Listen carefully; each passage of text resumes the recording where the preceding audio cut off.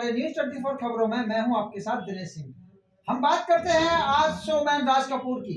राज कपूर के जन्म शताब्दी बनाने के लिए आज कपूर खानदान प्रधानमंत्री नरेंद्र मोदी के दिल्ली स्थित निवास स्थान पर मिले और कपूर साहब की फिल्मों के कुछ खट्टी मीठी यादों का भी जिक्र किया।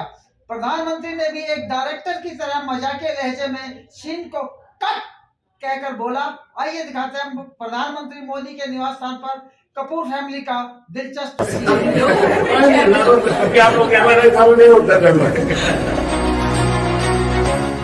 फोटो तो रैली होता होगा। बहुत कम वस्तुओं में जो बचे थे फैमिली में, तो ये 10 या 12 वस्तुओं में से एक है, तो आपको पेश करना चाहते हैं हम। यहाँ जो पीएम म्यूजियम बना है उसमें रखा हूँ। आदरणीय प्रधानमंत्री श्री नरेंद्र मोदी जी। पिछले हफ्ते जो हमारी व्हाट्सएप फैमिली ग्रुप है, हमें एक हफ्ते से सिर्फ ये डिसाइड करें कि हम कैसे आपको कहेंगे प्राइम मिनिस्टर जी, प्रधानमंत्री जी। रीमा बुआ मेरे को रोज फोन करके पूछ रही है क्या मैं ये बोल सकती हूँ, क्या मैं ये वो बोल सकती हूँ। मैं भी आपका परिवार का हूँ भाई, आपको जो मर्जी पड़े वो बोलिए। बहुत अच्छा रट के आदरणीय प्रधानमंत्री श्री नरेंद्र मोदी जी।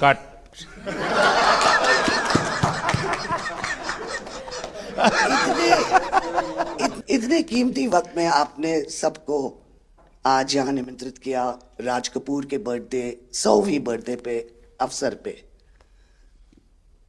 हम आपका शुक्रिया अदा करते हैं। और पापा की पिक्चर के गाने की 1-2 लाइन याद आ गई। मैं ना रहूंगी, तुम ना रहोगे, लेकिन रहेंगी निशानियां। आपने इतना सम्मान प्यार दिया है, आज के दिन को सारी इंडिया देखेगी कि नरेंद्र मोदी जी प्राइम मिनिस्टर हमारे ने कितना सम्मान कपूर परिवार को दिया है। राज कपूर साहब का बहुत बड़ा योगदान है जी। आपका स्वागत करने का अवसर मिला और राज साहब का 100वां जन्मदिन यानी हिंदुस्तान की फिल्म इंडस्ट्री की स्वर्णिम यात्रा का वो कालखंड है जी। अब 1947 नीलकमल, अब 2047 को हम जा रहे हैं। 100 साल की एक प्रकार से जब यात्रा बनेगी तो कितना बड़ा देश को कंट्रीब्यूशन है। आजकल हमारे यहाँ डिप्लोमेटिक वर्ल्ड में सॉफ्ट पावर इसकी बहुत चर्चा होती है कि भाई जिस जमाने में सॉफ्ट पावर शब्द का जन्म नहीं हुआ होगा, शायद राज कपूर साहब ने दुनिया में भारत के सॉफ्ट पावर की ताकत को एस्टैब्लिश कर दिया था। यानी एक बहुत बड़ी भारत को उनकी सेवा थी। रणबीर के साथ हुआ है, वो गाड़ी में बैठा था और एक रशियन टैक्सी ड्राइवर था और उसने बोला कि are you from India? And he was singing a song, I am Raj Kapoor's grandson. से बेटा मैंने कहा था कि मैं उनका पोता हूं तो हमेशा मुझे फ्री टैक्सी फ्री हो जाती है। एक काम हो सकता है क्या, खास करके सेंट्रल एशिया, कोई ऐसी फिल्म बने जो वहाँ के लोगों के दिल दिमाग पर राज साहब आज इतने सालों के बाद भी यानी आज भी उनका पूरा कंट्रोल है। मैं बताता हूँ, आज छोटे बच्चों को भी सिखाते गाते। हाँ, यानी उनके जीवन में प्रभाव है। मुझे लगता है कि सेंट्रल एशिया में बहुत बड़ी ताकत है जी। हमें पुनर्जीवित करना चाहिए, हमें इसको नई पीढ़ी तक जोड़ना चाहिए और एक लिंक बने, वैसा कोई क्रिएटिव वर्क करना चाहिए और बन सकता है। वो उनको इतना प्यार मिला उसमें कि ये थोड़ा से उनका नाम इंटरनेशनली भी बाहर गया और उनको बोल सकते छोटे से तरीके से एक कल्चरल एम्बेसडर। लेकिन आज मैं ये आपको बोलना चाहती हूँ, वो छोटे से कल्चरल एम्बेसडर थे, लेकिन हमारे प्राइम मिनिस्टर इंडिया के तो हमें ग्लोबल मैप में डाल दिया है। एंड वो हम we are so proud, each member of this family is very proud. देखिए देश की आज प्रतिष्ठा बहुत बड़ी है, बहुत बड़ी है। सिर्फ योगा ले लीजिए जी, आज दुनिया के किसी भी देश में जाइए, योगा के प्रति इतना मम्मी और मैं, हम दोनों, बेबो लोलो, हम सब योगा में बहुत रुचि रखते हैं। वैसे मैं दुनिया के जितने लीडर से मिलता हूँ, लंच डिनर अगर साथ में है तो मेरे अगल बगल में जितने भी है वो मेरे से योगा के लिए ही चर्चा करते हैं। एक छोटा सा ट्रिब्यूट है नाना जी के लिए। एक्चुअली दरअसल मेरा पहला फिल्म है एज अ प्रोड्यूसर एंड मेरा सपना था कि मैं अपने फैमिली के साथ कुछ करूं, तो सब इस फिल्म में है। मैं एक चीज बोल सकती जी हूँ, बिल्कुल।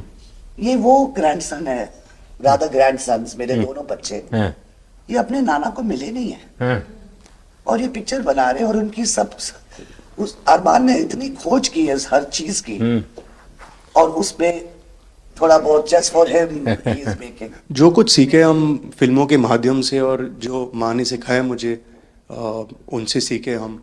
देखिए जब आप रिसर्च करते हैं ना तो एक प्रकार से आप उसको जीते हैं जी, उस दुनिया को जीते हैं, तो आप बड़े भाग्यवान हैं जी कि भले आपने नाना जी को देखा नहीं लेकिन नाना जी को जीने का आपको अवसर मिल रहा है। जी बिल्कुल बिल्कुल, ये बहुत बड़ा सपना है मेरा और I am really thankful, full family is part of this. मुझे याद है हमारे यहाँ इनके फिल्मों की ताकत क्या थी। जनसंघ का जमाना था और दिल्ली का चुनाव था, तो चुनाव में जनसंघ के लोग हार गए, तो अडवाणी जी अटल जी ने कहा यार चुनाव तो हार गए, क्या करेंगे, तो चलो बोले मूवी देखते हैं। तो वो मूवी देखने गए, राज कपूर साहब की मूवी फिर सुबह होगी। जनसंघ के दो नेता पराजय के बाद जाते हैं और मूवी देखते हैं फिर सुबह होगी, और आज फिर सुबह हुई।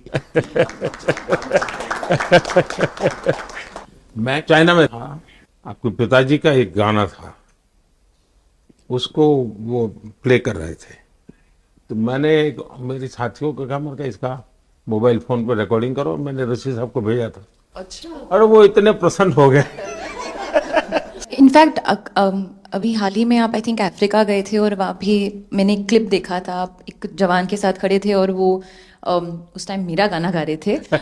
समझा, पर मैंने वो क्लिप देखा था और काफ़ी लोगों ने मुझे भेजा था और सब लोग बहुत खुश हो गए। बट एक चीज़ मैं कहना चाहूँगी, गाना जो है जो दुनिया को यूनाइट करता है, स्पेशली जो हिंदी गाने होते हैं, मतलब लोग गाते ही रहते हैं, शायद शब्द उनको समझ में ना आए। और ये मैंने काफ़ी देखा जब हम ट्रैवल करते हैं, खास करके of course with Raj Kapoor songs, but even now I think एक जो एक स्पेशल फीलिंग और एक सेंटिमेंट होता है हमारे गानों में, सब लोग बहुत इंस्टेंटली कनेक्ट करते हैं। और उसी के साथ एक क्वेश्चन था आपके लिए, क्या आप गाने सुन पाते हैं? मैं सुन पाता हूँ क्योंकि मुझे अच्छा लगता है, कभी मौका मिल जाए तो मैं जरूर सुन लेता हूँ। आप पहले प्रधानमंत्री हैं जिससे मैं मिला हूँ और आपने आंखों में आंख लगा के इतने मतलब पर्सनली हमसे मिले हैं और 2 बार मिले हैं। आप में इतनी अच्छी एनर्जी है और आप इतनी मेहनत करते हैं और आप जो करते हैं मैं आपको कंग्रेचुलेट करना चाहूँगा और thank you for opening your doors और हम सबसे मिलने के लिए और इतने एक्सेसिबल होने के लिए, तो बहुत खुश हूँ। मैं आपके पिताजी को मिला हूँ और मैं सोच रहा था कि आज मुझे 3 पीढ़ी को मिलने का मौका मिलेगा, लेकिन आप लाए नहीं तीसरी पीढ़ी को। They're all big actors.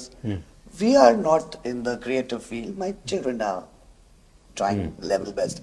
That we would be invited by the Prime Minister. मतलब पापा थैंक यू।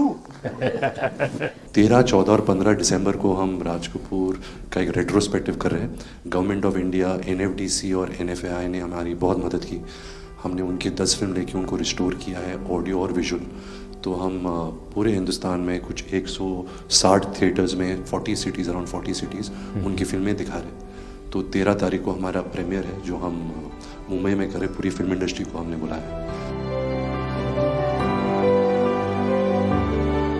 Thank you. जय गणेश।